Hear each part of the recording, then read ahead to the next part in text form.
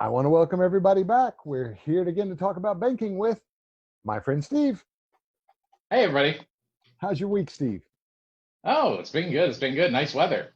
Yeah, it's been absolutely fantastic in my garden, that's for sure. Mm-hmm.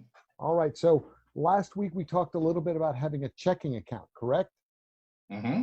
And today you're going to tell us how to manage that a little better, if I'm not mistaken? Yeah. Well, so basically, one of the things that a lot of people get kind of scared about is overdrafts. Overdraft is when you spend more money than you actually have in the bank. So you start out with this much money, but you spend that much money. Ah, So there are some easy ways to avoid that, because what happens is if you overdraw your account, essentially the bank kind of has the option of either lending you the money or else just charging you a fee and having to return that transaction to the company that you paid. now let's be clear here. When you say charge a fee, I can write a check for $10. And if there's not $10 in my account, they're going to charge me more than the $10 because I did Correct. that. Yes? Yes. All right. That's important to know. You got to balance out that. Then you're starting from the negative. Yeah, All and right. that's no fun. So there are some different tools though that you can use to avoid that overdraft. First off, you can, well, actually, and I think you've got a graphic that we can take a look at. I'll bring that right up for you. Right here under our getting started, if I'm not mistaken. Yes. All right. So, a couple of things that you can do. Saving your receipts is a good habit to get into. These are all things that you can use to make sure that you kind of know how much money you've got in the bank at any given time. All One of the right. big mistakes that a lot of people make is they look at their account balance online, or else they call in and they get their balance, or they get it at the ATM. But the problem is sometimes that balance isn't going to be completely accurate. The reason being because maybe you made some transactions that haven't cleared through your account just yet. So what we want to do is to avoid having those overdrafts, we want to make sure that we know basically how the what the balance in the account is. So So, saving your receipts, recording your transactions. Sorry, go ahead. if I spend money with my debit card, it frequently comes out immediately. But some like bill pay or checks may take a few days. So what I Bill pays. see Oh, go So ahead. what I Sorry. see online when I look up my balance isn't always 100% accurate. Correct. And some check card transactions may not go through immediately either. It Oh, just depends on that merchant. If you have a smaller merchant, mhm. generally they send them all through at the end of the day as opposed to doing them real time. So they're not constantly taking the money out for every transaction. They wait and do them all at once. Correct. All right. So one of the ways that you can keep up with doing that is some of these things that are up on the screen. So making sure that you're keeping track of what your spending is, basically making sure that you keep track of what your current balances are so that you can avoid spending too much. Reviewing your bank statements. Looking at your statement is something that a lot of people, they get it in the mail and they just toss it out.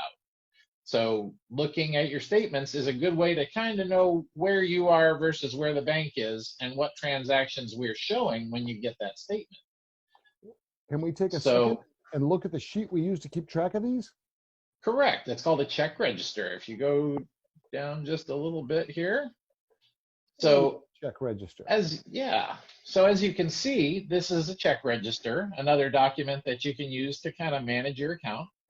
Um, so if we start off on the left column, that one is well, it's actually, I guess it wants us to start out at the balance. So over on the right side where it says A, Hmm. this is the column that's used to kind of keep track of what your actual balance is currently. So this is where you subtract or add all of your what's called debits, which is taking money out, or credits, which is adding money to it.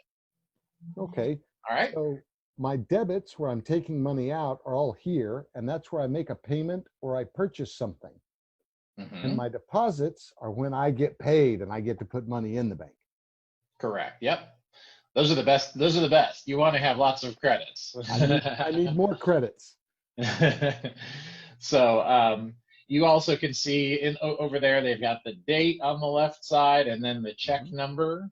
So if Mm-hmm. you write a check or if you have a certain numbered transaction, that's where you can kind of keep track of those. Who the description of who it was made to, who did you do a transaction with? And then, oh, and then also, yeah, basically, like you said, just the debits and credits and then the balance. Those are the main fields that most people are going to use.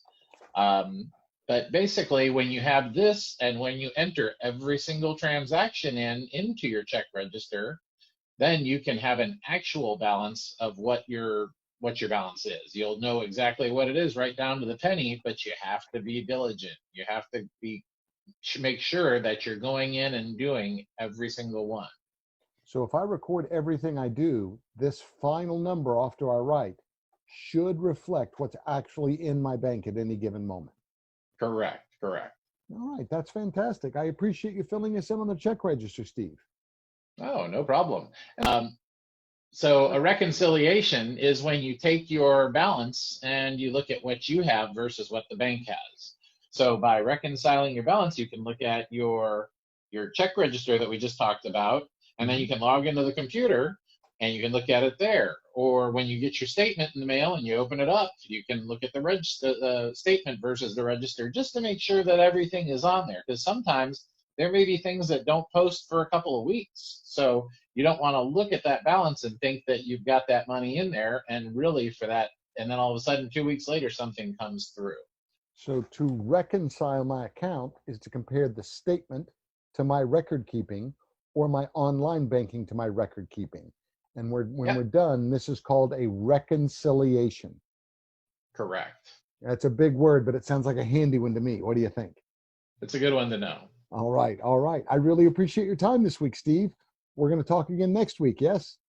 All right, sounds like a plan. Let's do it. What say we talk about banking next week? I think that's a good plan. Let's do that. All right. For a change. Have you in, my friend. You come by and see us anytime.